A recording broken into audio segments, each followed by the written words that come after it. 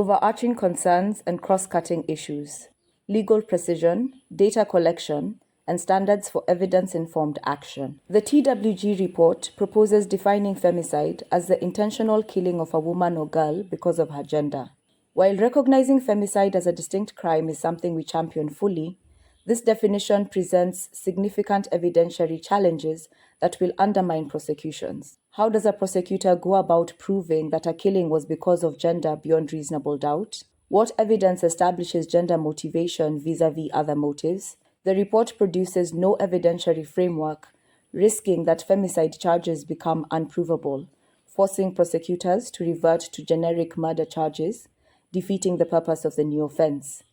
The standard of evidence has to be established and made clear as a matter of urgency.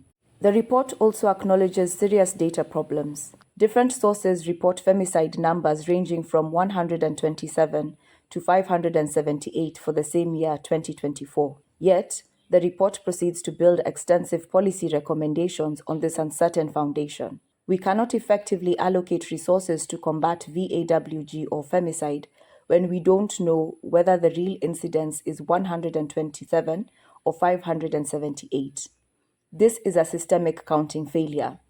Further, it identifies critical data gaps, such as the lack of data disaggregation by disability status, limited information on male victims of GBV, minimal data on economic violence and psychological abuse, and a lack of systemic tracking of technology-facilitated VAWG.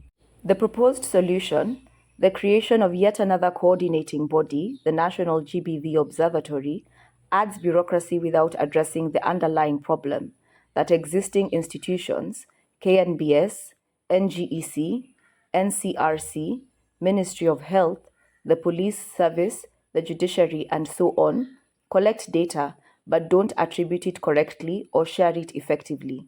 As such, data integration should be an urgent priority, and the government needs to commission a national VAWG or femicide audit using standardized WHO definitions and methodology to establish a verified baseline. This is in addition to data sharing protocols and interoperability between the health, justice, and security sectors, rather than creating new siloed institutions. This data should be mandatorily disaggregated by age, sex, disability status, geographic location, and relationship to perpetrator, and anonymized aggregate data should be publicly accessible for research and accountability. Evidence-informed policy requires reliable evidence.